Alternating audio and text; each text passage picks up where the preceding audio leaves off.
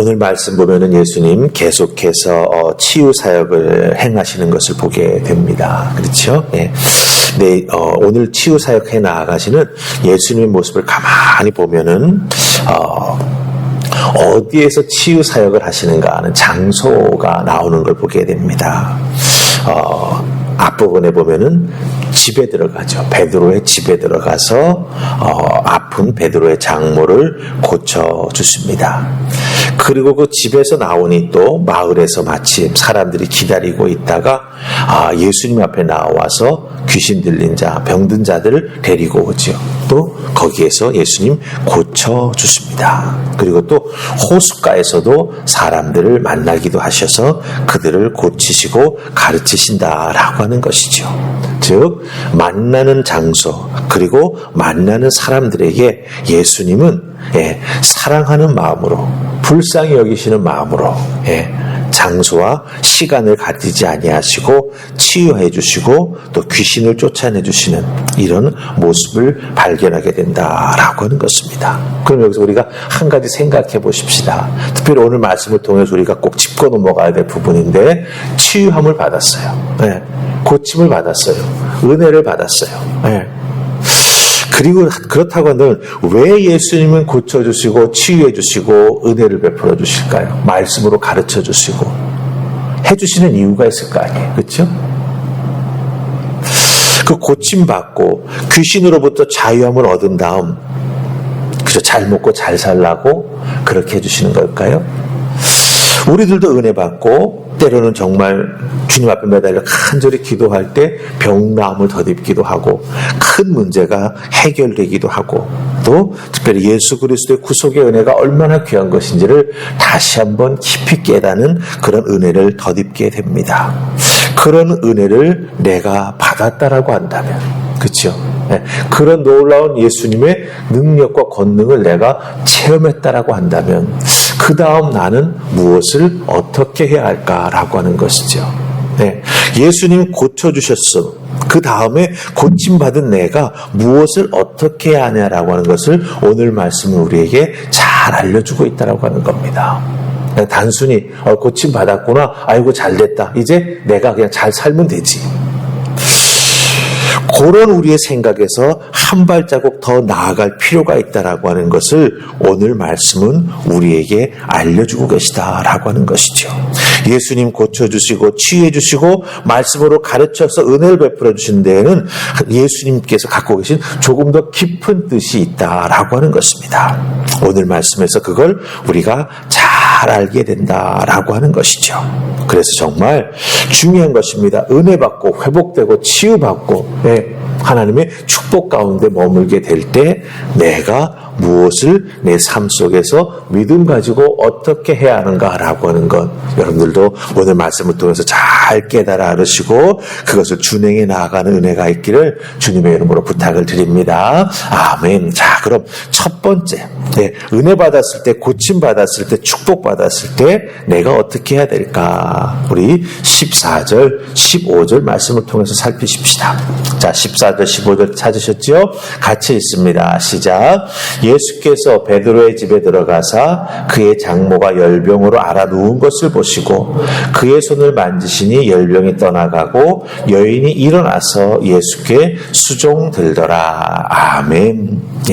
베드로의 집에 가셨습니다. 근데 장모님이 아프셔서 아마도 베드로의 집에 와 계셨던 것 같아요.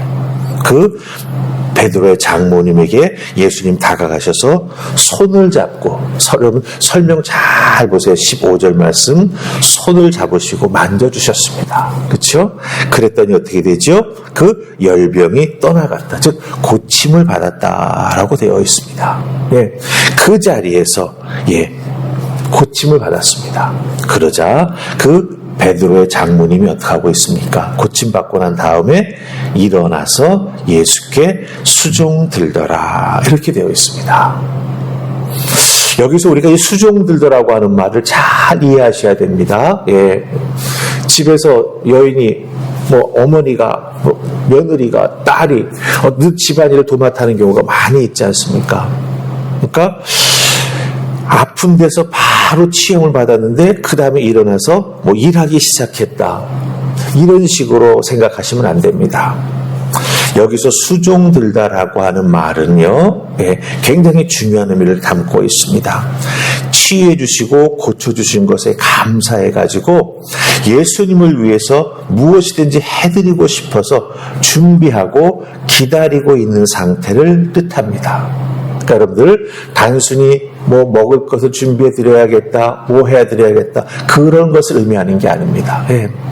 누워있다가 예수님 만져주셔서 열병을 고쳐주셨기에 일어나서 예수님을 위해서 또 예수님 말씀하시는 것을 해드리고 도와드리고 싶어서 준비되고 기다리고 있는 상태가 바로 이 수종들더라라고 하는 단어가 가지고 있는 뜻이라고 하는 거예요.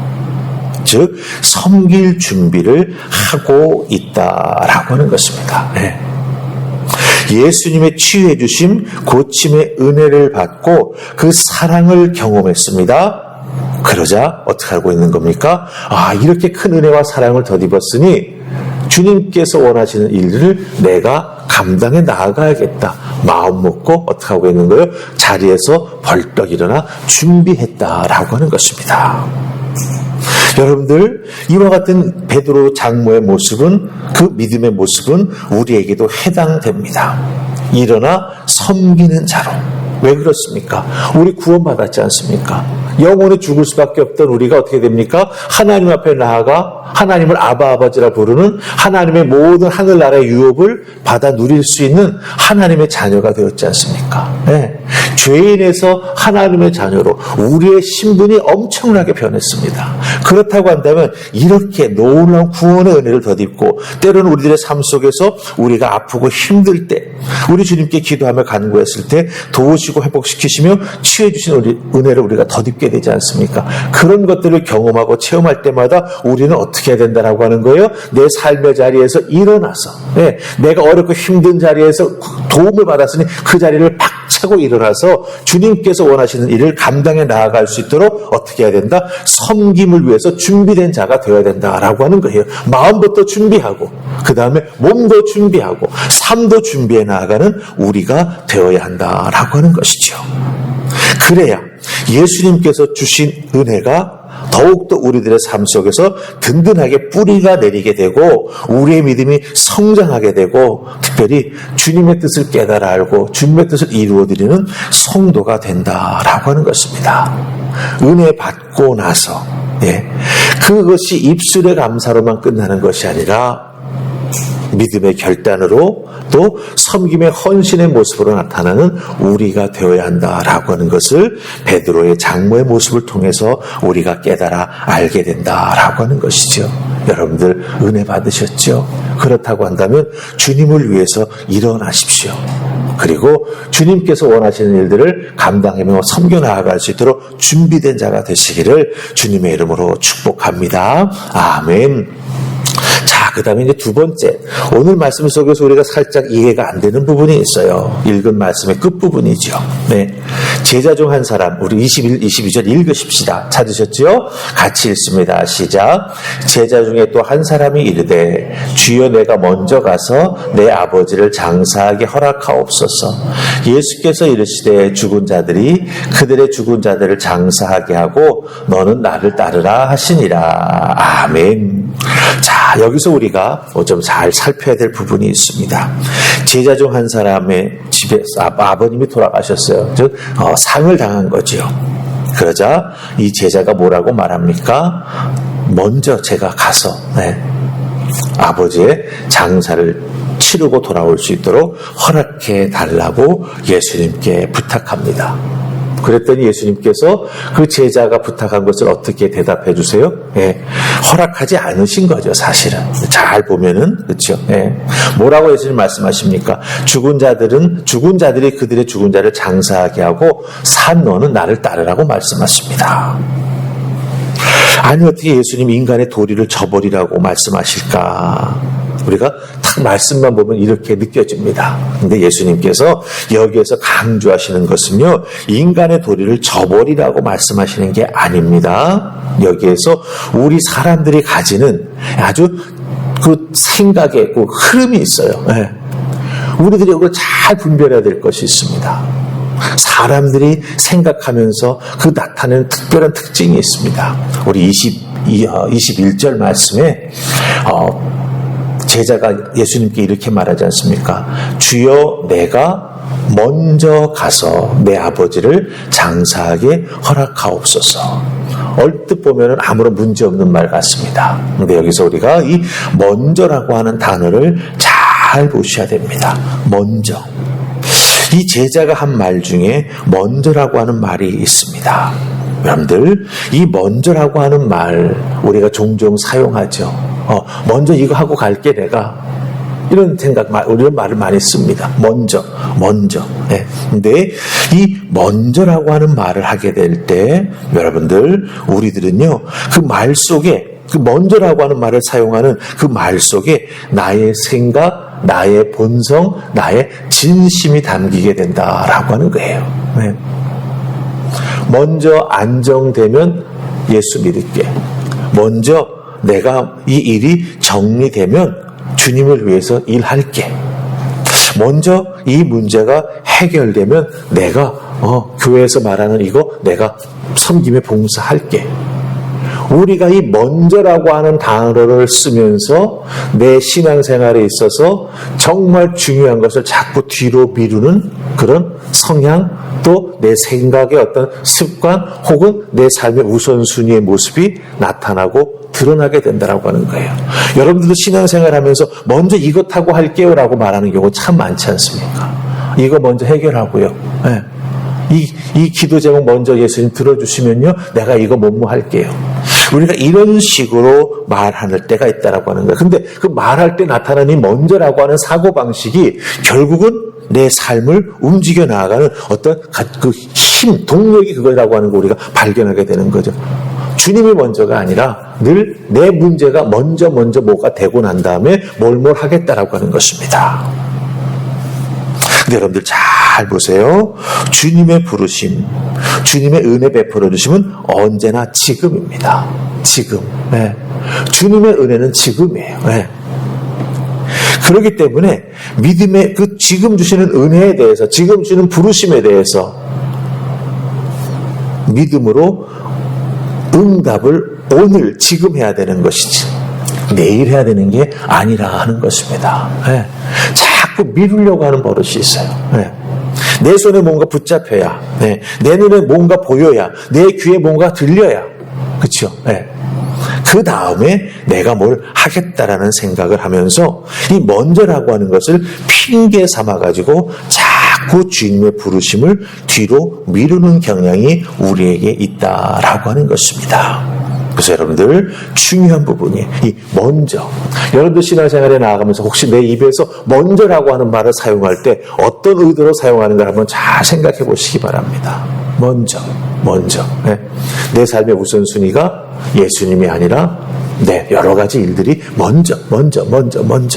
그 먼저를 다 이루고 나서 언제 예수님의 일을 할 수 있을까요, 여러분들? 우리들의 인생에 있어서 그렇게 된다면 먼저는 늘 있습니다. 네. 먼저는 늘 있어요. 근데 중요한 건 먼저가 중요하냐, 예수님이 중요하냐라고 하는 걸 우리가 분별하고 판단할 줄 알아야 된다라고 하는 거죠. 이 분별과 판단이 서지 않으면 우리는 언제나 어떻게 됩니까? 예수님의 일은 뒤로 미룹니다. 네. 그리고 먼저 나에게 유익될 것, 먼저 나에게 뭔가 큰 이익이 도움이 될 것, 이것만 먼저 생각한다라고 하는 거죠. 근데 여러분들 잘 생각해 보세요. 정말 우리들의 인생에 있어서 가장 중요한 게 무엇입니까? 하나님이시지 않습니까?